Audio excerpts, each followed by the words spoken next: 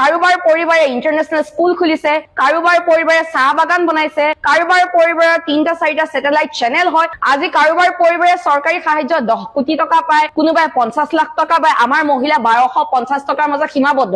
এইবিলাকৰ পৰা ৰিল বনাব দিলে সাহস হবনে? জল জীৱন আঁচনি মানে ঘৰ ঘৰ নল ঘৰ ঘৰ জল কৈছিলে, আজি গাঁৱে গাঁৱে পানী নাই, নল আছে জল নাই, মানে সচিবালয় আছে মন্ত্ৰী নাই, চৰকাৰ আছে কাম নাই, তেনেকুৱা ধৰণৰ কথা হৈছে। আৰে আপোনালোকে যদি সঁচাকৈ উন্নয়ন কৰিছে যে ৰিল বনোৱাৰ প্ৰতিযোগিতা কিয় পাতিছে? হয় এটা ক্ষেত্ৰত উন্নয়ন কৰিছে, ভাল দিন আহিলে গেছৰ দাম বাঢ়িলে, ভাল দিন আহিলে ঔষধৰ দাম বাঢ়িলে, ভাল দিন আহিলে টোল গেট বৃদ্ধি হল, ভাল দিন আহিলে সামগ্ৰীৰ মূল্য বৃদ্ধি হল, ভাল দিন আহিলে গৰু চুৰ মাটি চুৰ পানী চুৰ চিণ্ডিকেট বিলাক ওলাই গল ৰাইজৰ মুখত। এইবিলাকৰ ওপৰতে ৰিল বনাব দিব লাগিছিলে। তেওঁলোকে কৈছে যে বিকশিত অসম, মানে তেওঁলোকৰ এতিয়াও কনফিডেন্স নাই যে তেওঁলোকে বিকশিত অসম গঢ়িলে নাই গঢ়া। সকলো ৰাইজে জানে বিকশিত অসম গঢ়া নাই, কেৱল তেওঁলোকে নিজৰ নিজৰ ঘৰখন বিকাশ কৰিলে, তেওঁলোকৰ ফেমিলি বিলাক বিকাশ কৰিলে। আৰু আমাৰ ল'ৰা ছোৱালীক ৰিল বনাব দিছে, তেওঁলোকৰ ল'ৰা ছোৱালী বাহিৰত পঢ়ে, যাৰ কলেজৰ ফিজ এমাহত 50 লাখ টকা, কাৰোবাৰ ল'ৰা ছোৱালী 17 বছৰ বয়সত 18টা কোম্পানী মালিক হয়। এইবিলাকৰ ওপৰত ৰিল বনাব দিয়ক। আমাৰ ল'ৰা ছোৱালী পঢ়িব নালাগে, মানে আমাৰ ল'ৰা ছোৱালী ৰেচনৰ বিনামূলীয়া খাদ্য খাই পেলাই মানে অলিয়ে গলিয়ে মদ খাই পেলাই পঢ়ি থাকিব লাগে, সেইকাৰণেতো চৰকাৰী স্কুল বন্ধ কৰিছে। মই আগতে কৈছিলো যিদৰে ডক্টৰৰ হাতৰ আখৰ ফাৰ্মাচিষ্টে বুজি পায়, ঠিক তেনেদৰে বিজেপিৰ বিকাশ কেৱল বিজেপি নেতা কৰ্মী আৰু অন্ধভক্ত সকলে বুজি পায়। মানে এতিয়া কবলৈ গলে সকলোৰে ভুল পদুমৰ ফুল, মুখ্যমন্ত্ৰী চৰকাৰ আৰু তেওঁলোকৰ পৰিবাৰৰ বেপাৰ, তাৰ বাহিৰে অন্য একো নহয়। বিজেপি অৰ্থাৎ ভাৰতীয় জনতা পাৰ্টি ইমানেই উন্নয়ন কৰিছে, তেওঁলোকে ইমানেই উন্নয়ন কৰিছে, এতিয়া তেওঁলোকে ৰিল বনোৱা প্ৰতিযোগিতা আৰু ৰচনা প্ৰতিযোগিতা তেওঁলোক ব্যস্ত হৈ পৰিছে। মোৰ হাতত এখন কাগজ আছে, এই কাগজখনলৈ মন কৰকচোন। ইয়াত আছে ৰিল বনোৱা প্ৰতিযোগিতা, বিষয় আছে বিকশিত অসম,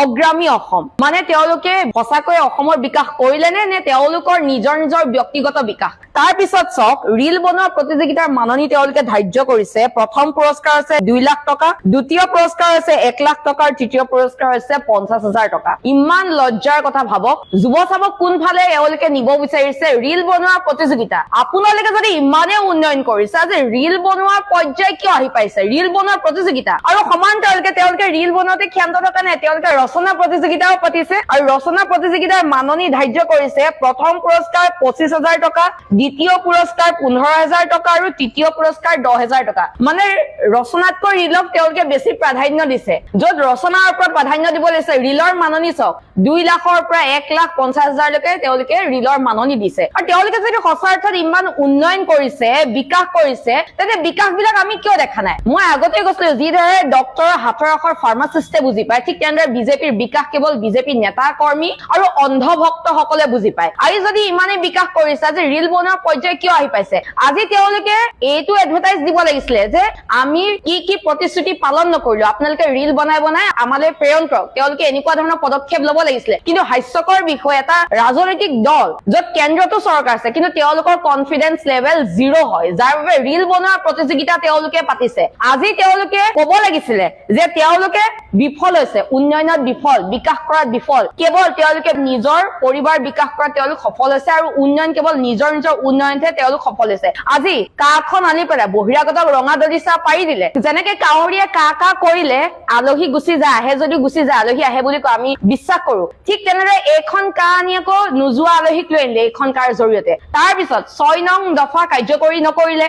অসম চুক্তি আখৰে আখৰে দাড়ি কমা তেওঁলোকে সলনি নকৰাকে ৰূপায়ণ কৰাৰ কথা কৈছিলে, সেইখিনি নকৰিলে। তেওঁলোকে 6 জনগোষ্ঠীক জনজাতিকৰণ নকৰিলে। চৰকাৰী স্কুল বন্ধ কৰিলে, সমান্তৰালকৈ চৰকাৰী স্কুল বন্ধ কৰি মদৰ দোকান খুলিবলৈ আৰম্ভ কৰিলে। তাৰ পিছত যদি চাই, আদানী আম্বানী ৰামদেৱক আমাৰ খিলঞ্জীয়া মাটি গতাই দিলে, তাকো পানীৰ দৰত গতাইছে। 4,558 বিঘা ভূমি আদানীক গতাইছে পানীৰ দৰত। ইয়াতকে আৰু কি লাগে? তেওঁলোকে এইবিলাকৰ ৰাইজক কব লাগিছিলে যে আমি যিবিলাক কাম কৰা নাই, এইবিলাকৰ ওপৰত আপোনালোকে ৰিল বনাওক। মানে এতিয়া কবলৈ গলে সকলোৰে ভুল পদুমৰ ফুল, মুখ্যমন্ত্ৰী চৰকাৰ আৰু তেওঁলোকৰ পৰিবাৰৰ বেপাৰ, তাৰ বাহিৰে অন্য একো নহয়। ৰিল বনাবলৈ যুৱ চামক আজি তেওঁলোকে উৎসাহিত কৰিছে, সঁচাকে হাঁহিবলগীয়া কথা। তেওঁলোকে পঢ়িবলৈ উৎসাহিত কৰিব লাগিছিলে। তেওঁলোকে ৰাইজক কব লাগিছিলে যে আমি কি কি উন্নয়ন কৰা নাই, সেইবিলাকৰ ওপৰত আপোনালোকে ৰিল বনাওক। আজি কাৰোবাৰ পৰিবাৰে ইন্টাৰনেশনাল স্কুল খুলিছে, কাৰোবাৰ পৰিবাৰে চাহ বাগান বনাইছে, কাৰোবাৰ পৰিবাৰৰ 3-4টা স্যাটেলাইট চেনেল হয়, এইবিলাকৰ ওপৰত ৰিল বনাবলৈ দিয়ক।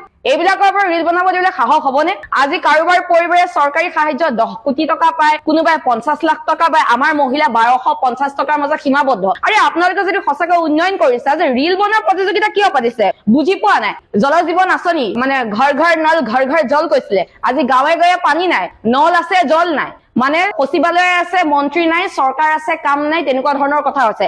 হয় এটা ক্ষেত্ৰত উন্নয়ন কৰিছে, ভাল দিন আহিলে গেছৰ দাম বাঢ়িলে, ভাল দিন আহিলে ঔষধৰ দাম বাঢ়িলে, ভাল দিন আহিলে টোল গেট বৃদ্ধি হল, ভাল দিন আহিলে সামগ্ৰীৰ মূল্য বৃদ্ধি হল, ভাল দিন আহিলে গৰু চুৰ মাটি চুৰ পানী চুৰ চিণ্ডিকেট বিলাক ওলাই গল ৰাইজৰ মুখত। এইবিলাকৰ ওপৰতে ৰিল বনাব দিব লাগিছিলে।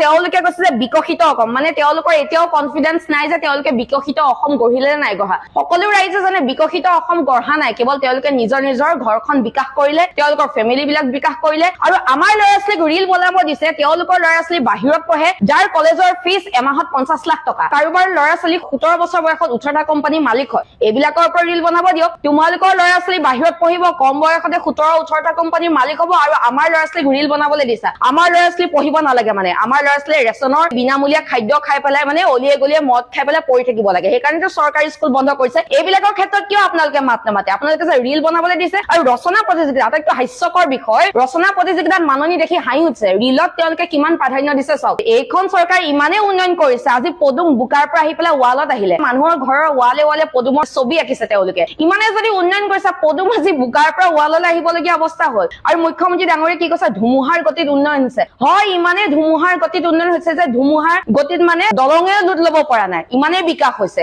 বিকাশে ইমানে আকাশ চুইছে, কেৱল আপোনালোকৰ সম্পত্তি বাঢ়িছে, সাধাৰণ ৰাইজে আকাশ চুব পৰা নাই। ইমানে ধুমুহাৰ গতিত উন্নয়ন হৈছে, কেৱল আপোনালোকৰ বেংক বেলেঞ্চ বাঢ়িছে, সাধাৰণ ৰাইজৰ বেংক বেলেঞ্চ বঢ়া নাই। সেইকাৰণে কৈছো বিজেপিৰ উত্তম দশা মানে ৰাইজৰ অধম দশা। আৰু এই ৰিল বনোৱা যি প্ৰতিযোগিতা কৰিছে, যদি সৎসাহস হয় আপোনালোকে যিবিলাক কাম কৰা নাই সেইবিলাকৰ ওপৰত ৰিল বনাবলৈ কওকচোন। পাৰিব? 6 জনগোষ্ঠী জনজাতিকৰণ কিয় নকৰিলে সেইটোৰ ওপৰত ৰাইজ আপোনালোকে ৰিল বনাওক। কাখন আনি কিয় বহিৰাগতক আমাৰ ওপৰত জাপি দিলে সেইটোৰ ওপৰত ৰিল বনাওক। 6 নং দফা কিয় কাৰ্যকৰী নকৰিলে সেইটোৰ ওপৰত ৰিল বনাবলৈ দিয়ক। অসমীয়া স্কুল কিয় বন্ধ কৰিলে সেইটোৰ ওপৰত ৰিল বনাবলৈ দিয়ক। এইবিলাক কৰিব পাৰিব?